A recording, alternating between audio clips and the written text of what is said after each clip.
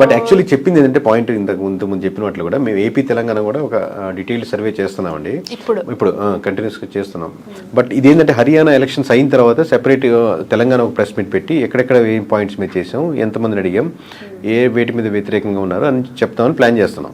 But it's too early కదండి, parties accept చేయాల్సిందే అంటారా? ఎందుకు అని అంటే ఇప్పుడు ప్రతిపక్షంలో ఉన్న వాళ్ళు కూడా 6 నెలలు టైం ఇద్దాం అనుకున్నా అధికారంలో ఉన్న వాళ్ళు వదలరు. ఏదో ఒక కేసు, ఏదో ఒక వార్త వాళ్ళు ఎన్నికరించే ప్రయత్నం చేస్తూనే ఉంటారు. సో పార్టీస్ అంటే మేము ప్రధాన ప్రతిపక్షం కాదు, ఇంకోటి కాదు, ప్రజల పక్షం కూడా కాదు.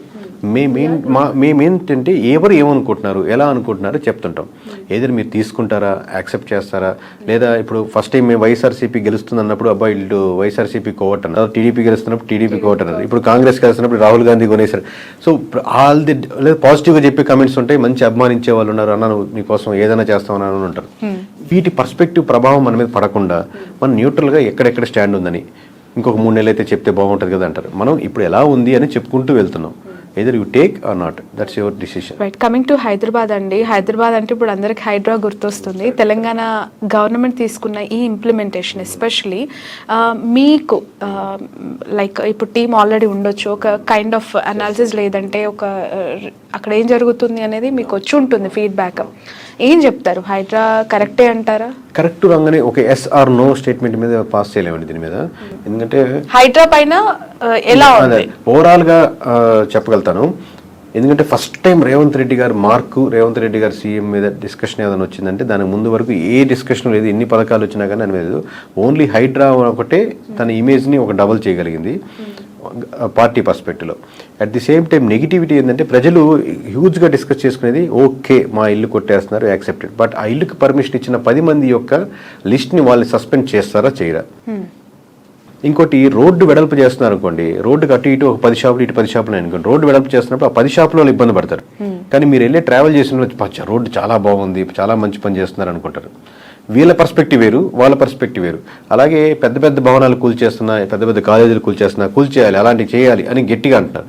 కానీ ఇండివిజువల్గా తను ఇబ్బంది పడుతున్నప్పుడు నేను ఇంత కష్టపడి కట్టుకున్నాను, ఆ లోన్ ఈఎంఐ పెట్టి కట్టుకున్నాను, నాకు ముందుగానే చెప్పాలి కదా, లేదా నాకు పర్మిషన్ ఇచ్చినప్పుడు మేము కళ్ళు మూసుకున్నారా. ఎందుకంటే గవర్నమెంట్ ఇది బీజేపీ గవర్నమెంట్, టీఆర్ఎస్ గవర్నమెంట్, లేదా కాంగ్రెస్ గవర్నమెంట్ కదా, తెలంగాణ గవర్నమెంట్ ఇది. సో ఈ రాష్ట్రం ఫామ్ అయినప్పటి నుంచి తెలంగాణ గవర్నమెంట్ లేదా ఏపీ గవర్నమెంట్ ఉన్నప్పటి నుంచి. కానీ ఇంతకుముందు ఇప్పుడు దాకా ఏం చేశారు ఇన్ని రోజులు అనే క్వశ్చన్ ఆబ్వియస్గా రైజ్ అవుతుంది. సో ఇవన్నీ కలబురుచుకొని చెప్పాలంటే ఒకటి ఓవరాల్గా స్టేట్లో చూస్తే పీపుల్ ఆర్ మోర్ రైట్ అని అంటున్నారు. బట్ ఇండివిజువల్గా ఒక్కొక్కరితో చూసినప్పుడు ఇది ముందుగానే చెప్పాలి, లేదా అప్పుడు ఏం చేస్తున్నారు, లేదా వీళ్ళని సస్పెండ్ చేశారు, మమ్మల్ని కూల్చారు, కానీ దీనికి పర్మిషన్ ఇచ్చిన 10 మందిని సస్పెండ్ చేసిన లిస్ట్ కనపడుతుంది ఆఫీసర్స్. ఓవరాల్ గా గవర్నమెంట్ కి ఇది ప్లస్ పాయింట్ అంటారా మైనస్ పాయింట్? ఓవరాల్ గా అయితే ప్లస్ పాయింట్ అండి. బట్ ఇన్ ద సెన్స్ నేను చెప్పాను కదా, బాధితులు అనే దానికి ఒక సెక్షన్ నెగిటివిటీ వస్తుంది. బట్ ఓవరాల్ గా మీకు దూరం నుంచి చూసినప్పుడు మెజారిటీ సెక్షన్ హైడ్రాను సపోర్ట్ చేస్తున్నారు. ఓకే. ఇంకా వాళ్ళు తీసుకుంటున్న పాలసీస్ పైన ప్రజల్లో నుంచి వస్తున్న వ్యతిరేకత ఈ ఒక్క టాపికే కాకుండా మీరేం గుర్తించారంటారు ఈ 100 days? అంటే చెప్తాను, అది డీటెయిల్ గా ప్రెస్ మీట్ లో చెప్తాను. బట్ ఓవరాల్ గా ఏంటంటే ఇది కూల్చడం అనేది నాట్ డెవలప్మెంట్ కదా కదండి. డెవలప్మెంట్ పరంగా కోరుకుంటారు, ఒకటి ఉన్నదాన్ని పక్కది వేర్చడం, మరి కొత్తగా ఏం బిల్డ్ చేస్తారు అనేదాన్ని మీరు మీ మార్క్ ఆఫ్ పాలిటిక్స్లో చేయగలిగితే బెటర్గా ఉంటుంది. అది ఏంటి అనేది మీరు ఏ పాలసీ తీసుకొస్తే బాగుంటుంది, ఎక్కడెక్కడ. ఇప్పుడు చాలా వరకు రియల్ ఎస్టేట్ చాలా ఘోరంగా ఉంది, దాదాపుగా కొనుగోలు కానీ అమ్మకాలు కానీ బాగా అయిపోయినాయి. రియల్ ఎస్టేట్ అనుకున్నంత పుంజుగా రావట్లేదు. తన రీబ్రాండింగ్ చేసుకోవాల్సిన అవసరం ఉంది. కొత్తగా ప్రాజెక్ట్స్ అయితే చాలా వీక్గా ఉన్నాయి. At the same time BRS కూడా ఆ ఓట్ బ్యాంకింగ్ తన స్ట్రెంత్ తను నిలుపుకుంటూ ఉంటుంది పార్టీ పరంగా చూసినా కానీ. సో ఇవన్నీ క్రోడీకరించుకొని ఆబ్వియస్గా స్టెప్స్ తీసుకోవాల్సి వస్తుంది.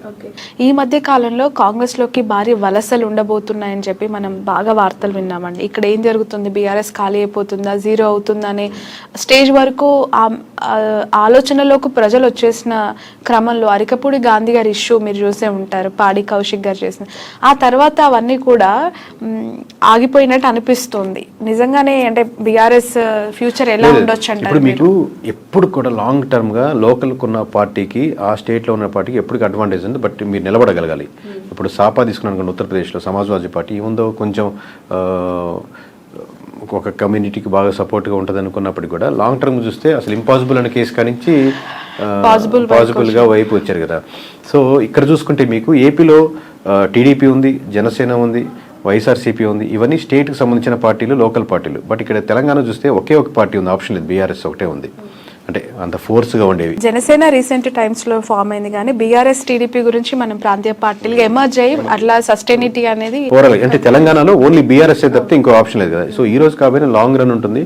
ఇంకోటి మీరు పార్టీ వ్యక్తులు మారిపోతున్నారు, క్యాండిడేట్లు అటు మారిపోతున్నారు అనేది ఇప్పుడు most of the vote banking 80% party vote బ్యాంకింగే ఉంటుందండి.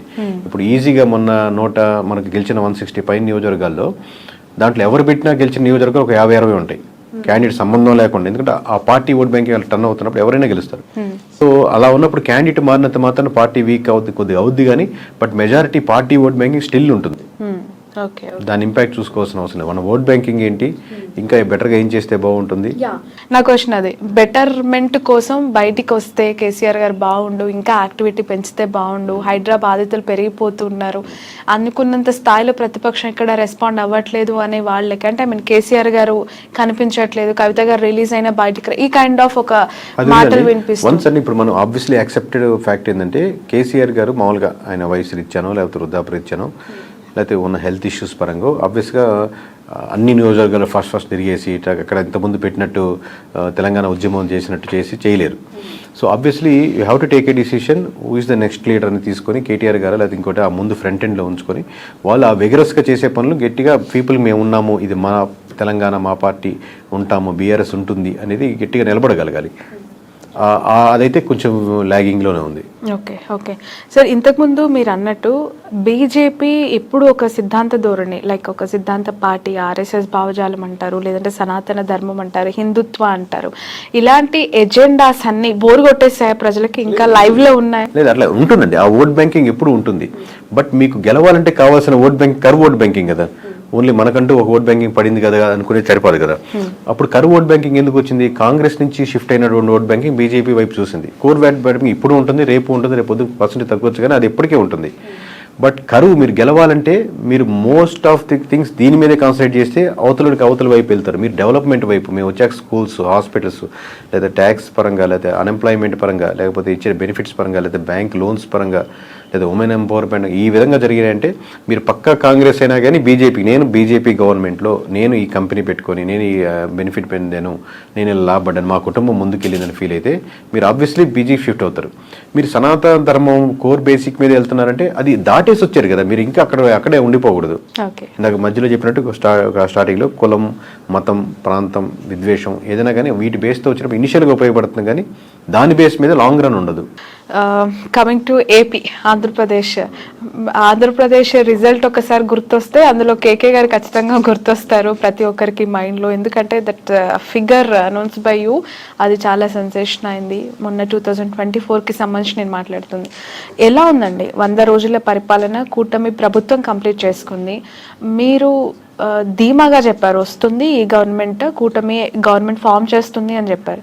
అంతే కాన్ఫిడెంట్గా అనుకున్న స్థాయిలో ఈ ప్రభుత్వం పనిచేస్తుంది, కూటమి ప్రజలకి చేస్తామన్నది చేస్తుంది అని అనిపించిందా?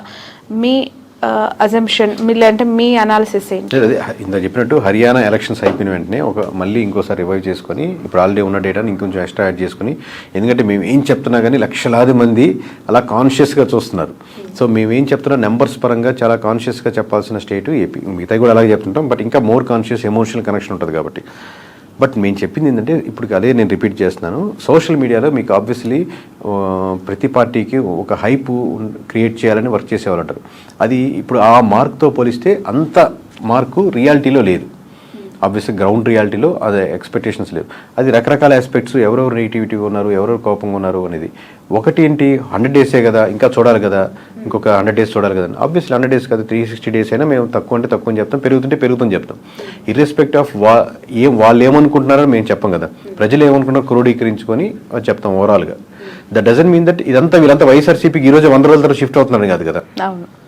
ఇప్పుడు ఏంది గవర్నమెంట్ మీద ప్రజలు ఏమనుకుంటున్నారు, ఇంకా ఏం చేస్తే బెటర్గా బాగుంటుంది అనుకుంటున్నారు అనేది ఇవి డీటెయిల్స్ మేము చెప్పేది. ఇప్పుడు ప్రస్తుతానికి ఏమనిపించింది అని కొన్ని పాయింట్స్ అయినా చెప్తారా? ఎక్కడి నుంచి కొంత అసంతృప్తి వస్తున్నట్టు కనిపిస్తుంది, ఏ సెక్టార్ నుంచి? అఫ్ కోర్స్ మీరు అన్నారు ఒకటి యాక్సెప్ట్ చేయాల్సిందే. చాలా మందితో నేను కూడా మాట్లాడినప్పుడు 100 రోజులే కదా, ఇంకా చాలా కాలం ఉంది, డిసైడ్ చేద్దాం, ఇంకా టైం ఉంది అన్నారు. బట్ అదర్ సెక్టార్స్ కూడా ఉన్నాయి కదా. అదే ఇప్పుడు ఓవరాల్గా పథకాలు అనేది ఇంకా ఫుల్ ఫ్లెడ్జ్డ్గా రాలేదు. ఇంకా దానికి మొత్తం పథకాలు వేసే టైం పడుతుంది.